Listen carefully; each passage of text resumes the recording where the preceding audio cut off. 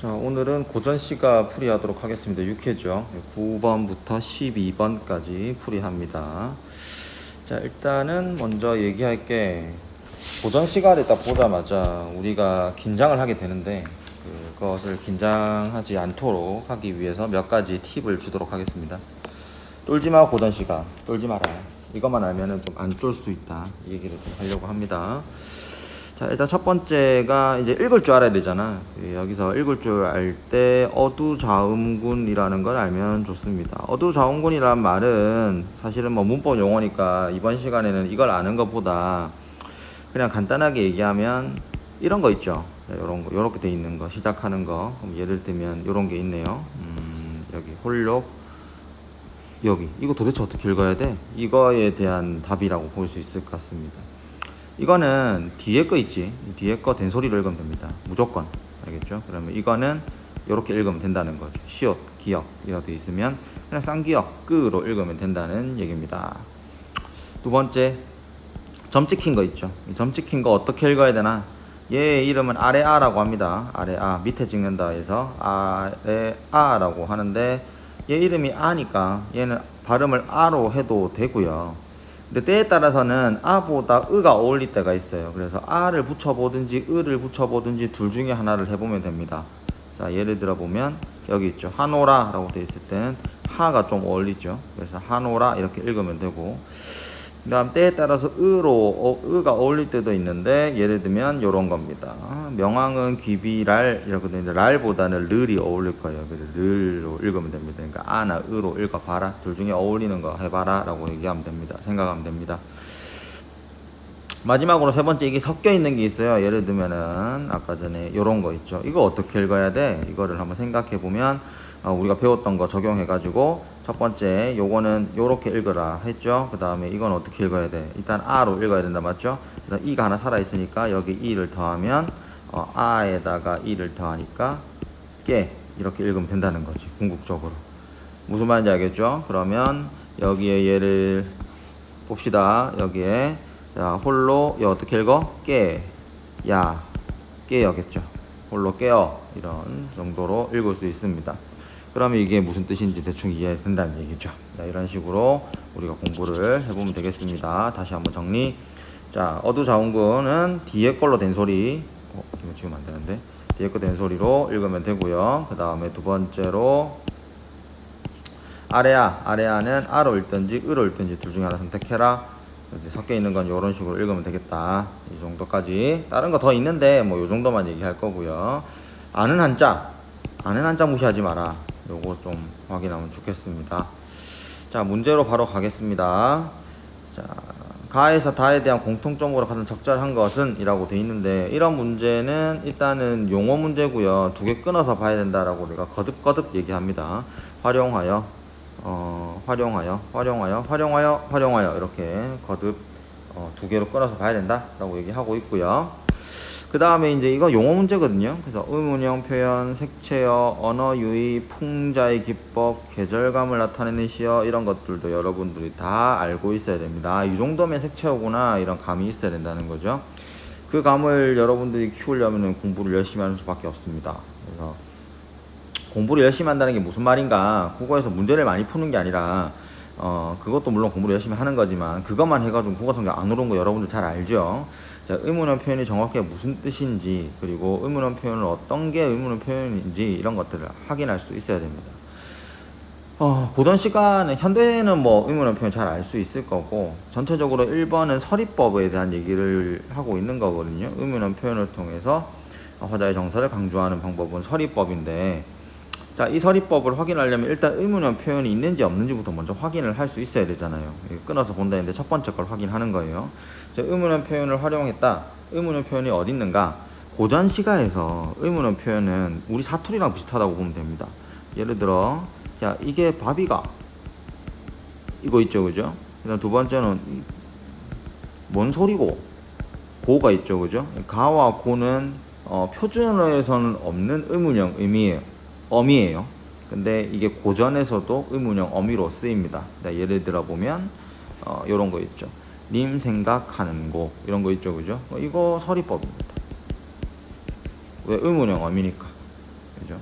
그 다음에 현대어로 보면은 고칠까? 어느 때나 고칠까? 이거는 뭐 여러분들 표준어로 쓸 수 있으니까 물론 발음은 잘 못하겠지만 아무튼 간에 이건 별로 어려운 게 아니고요. 그 다음에 서룰런가 해서 가 있죠, 그죠? 이거 같은 경우에도 의문형 어입니다. 그러니까 이건 서리법이에요. 알겠죠? 그러니까 궁금해서 물어보는 거 아니거든요. 그래서 정답이 1번 이렇게 되는 거는 경상도 사투리에 쓰는 우리에게는 크게 문제가 안 된다. 알겠죠? 이런 거 틀리면 안 되는 거예요. 그러니까 의문형 표현 고전시가에서는 가나 고도 의문형이다 정도만 확인할 수 있으면 1번 간단하게 맞출 수 있습니다. 색채어는 뭐 색채 쓰인 거 확인하면 되고 아마 있을 거예요. 찾아보면 있을 거고요. 그 다음에 언어유의 같은 경우에는 말장난이라고 보면 돼요. 말장난, 뭐 아재 개그들 그 다 언어유의라고 합니다. 풍자는 웃음, 해악이죠. 해악, 유식한 말로 웃음이 있어야 되고 여기에 비판 정신까지 있으면 우리가 풍자라고 얘기합니다. 이 두 개 같이 있어야 풍자예요. 그냥 웃기기만 하면 해악이라고만 얘기합니다. 계절감을 나타내는 시어, 이 계절감이 드러나 있는 시어가 있는지, 뭐 이게 여름인지 봄인지 이 시어만 봐도 확인할 수 있다. 뭐 예를 들면 단풍이 떨어졌네 라고 얘기돼 있으면 아 이건 가을이구나 라고 체크할 수 있으니까 단풍이 나와 있으면 계절감을 나타내는 시어라고 볼 수 있습니다. 뭐 이런 식으로 접근한다는 거죠. 나중에 수업 시간에 한번 더 얘기를 해줄 거예요. 뭐 지금은 할 시간이 아니고 계절감을 나타내는 시어, 봄에는, 여름에는, 가을에는, 겨울에는 주로 어떠한 그 시어들을 활용해서 계절감을 나타내는지 정리 한번 해주도록 하겠습니다. 자, 그래서 9번은 1번이다 정도감 확인하고 넘어가도록 하고요. 그 다음에 10번 같은 경우에는 정답은 2번이죠. 2번이고, 자, 꿈을 통해서 화자가 먼 곳에서 여유롭게 살고 싶어하는 염원을 드러낸다 라고 돼 있는데 이거는 말도 안 되는 게 뭐냐면 보세요. 가에서 쭉 읽어보면 정서가 외로움이라고 돼 있어요. 그죠? 전리의 외로운 꿈만 오락가락 하노라 라고 돼 있단 말이죠. 주된 정서가 외로움인데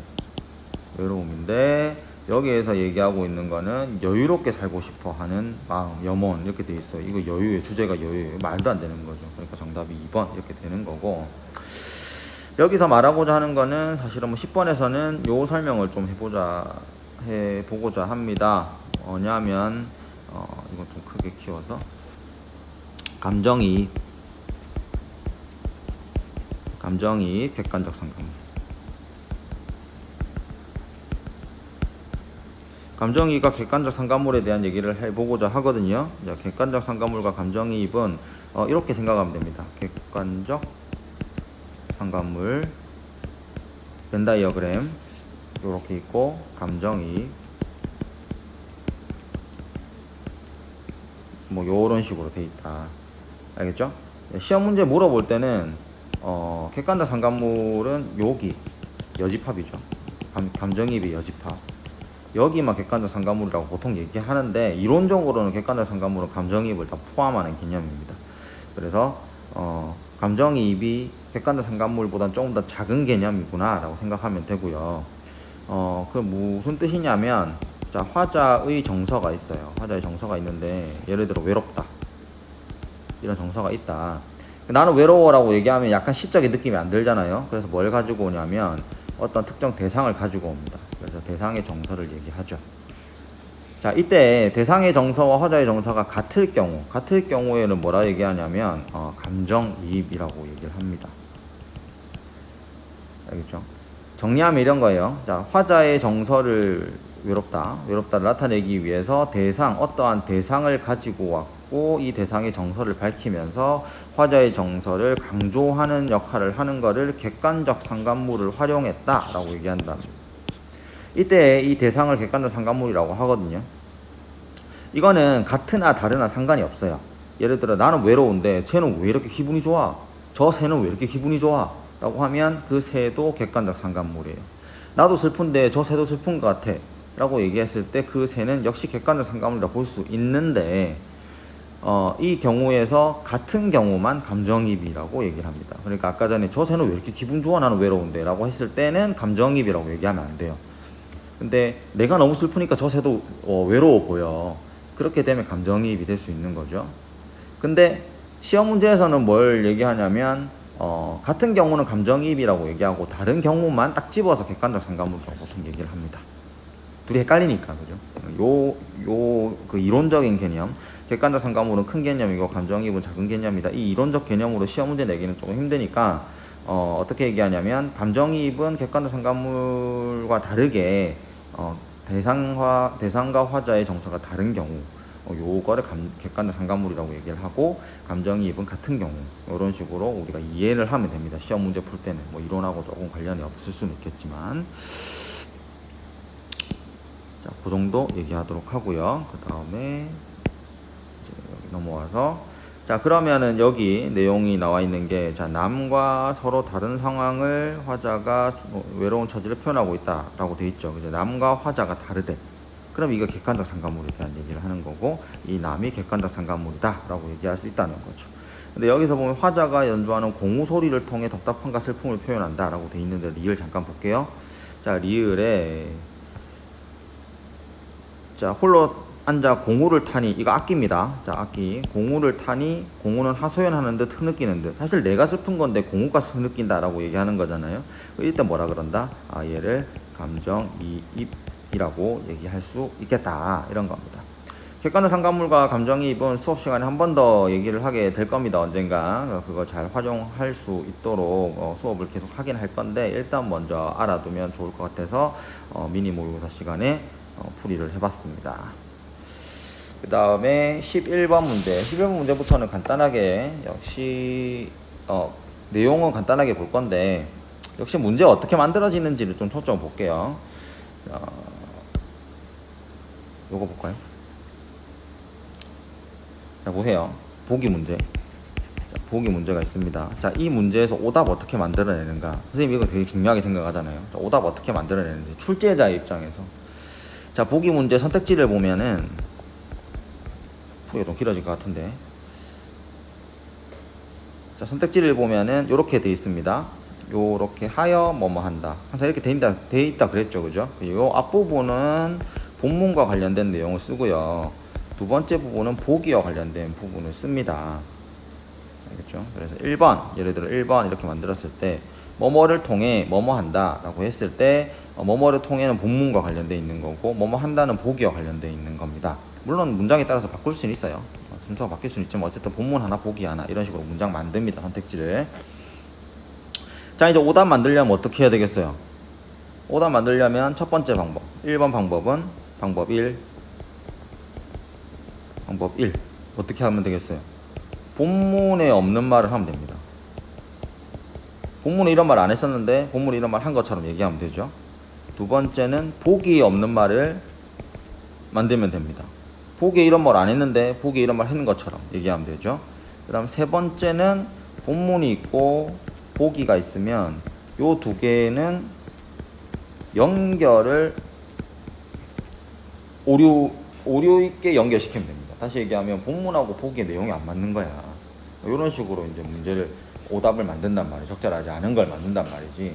자 그러면 이걸 통해서 우리 한번 확인해 보도록 하겠습니다. 문제를 통해서. 자 문제 보자. 자 문제 보죠. 문제 보면은 이렇게 돼 있어요. 자 충신연주지사 중요한 말입니다. 알아두세요. 충성스러운 신하가 왕을 그리워하며 부른 노래를 충신연주지사라고 합니다. 자 문제를 한번 보죠. 나머지는 그냥 생략 보도록 할게요. 자 두 개로 이렇게 뭐뭐 한 것은 기준으로 두 개로 나뉩니다. 맞죠? 자 그리고 앞에 있는 건 전부 다 본문에 대한 얘기죠. 그리운 사람이 멀리 하늘 모퉁이에 있는데 라고 한 것은 근데 이거는 뭐 틀릴 이유가 별로 없어요. 그래서 여기 보면 첫 번째 본문에 없는 말을 하기는 이번 문제에서는 좀 힘들 것 같아요. 두 번째 신하가 왕으로부터 멀리 떨어져 있는 상황을 나타낸 것이군. 두 번째부터는 이제 보기와 관련되어 있는 내용이에요. 그러면 이 내용이 보기에 있는지를 하나씩 찾아볼게요. 자 신하가 멀리 떨어졌다라고 돼 있네. 멀리 떨어져 여기 있네요. 그죠? 여기 있어요. 그죠? 1번 통과. 자, 그 다음 2번 같은 경우에는 신하가 왕을 그리워하고 있다라고 돼 있네. 신하가 왕을 그리워한다. 여기 있죠. 그죠? 여기 또 있어요. 3번. 몰라주는 왕을 원망하고 있다. 몰라주는 왕 원망. 여기도 있어요. 그죠? 4번 같은 경우에는, 오랫동안 이별하고 있다. 오랫동안 이별이 지속되고 있다. 있죠. 그죠? 신하에 대한 사랑을 나타낸다. 신하에 대한 사랑을 나타낸다. 그러니까 이건 다 있는 거야. 그러니까 이 문제에선 이 방법도 쓰지 않은 겁니다. 남아있는 건 요거밖에 없죠. 자, 요렇게 문제를 오답을 만들었을 거야. 자, 자, 그러면 정답을 한번 찾아보면 3번이란 말이죠. 읽어볼게요. 수심이 가슴에 피어난 것이 남의 탓도 아니다. 남의 탓도 아니로되 이렇게 돼 있죠. 그죠? 남의 탓도 아니라고 했는데 왕을 원망하고 있다. 남의 탓이 아닌데 왕을 원망하고 있다. 그러니까 이 두 개가 완전 다른 얘기를 하고 있는 거니까 연결 오류를 시킨 거죠. 여기 아까 선생님 설명에 따르면 여기 연결 오류를 시킨 거란 말이죠. 그지? 그래서 정답을 3번이라고 얘기할 수 있습니다. 이제 오답 만드는 방법 알겠죠?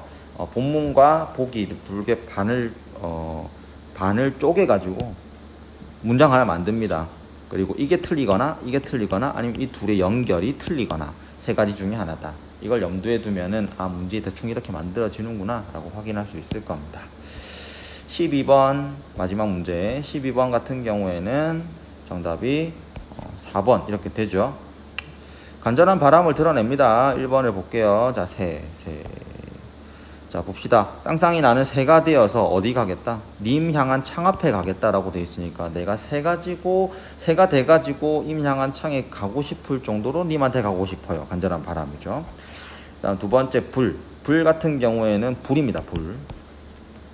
수심은 불이 돼요. 이 수심이 불이 되었어. 가슴에 피어나는데 이게 어떻게 되냐면 풍우 중에 그러니까 비가 와도 꺼지질 않는데 맞죠? 무슨 마음이 꺼지지 않는 거야? 님을 향한 마음이 꺼지지 않는 겁니다.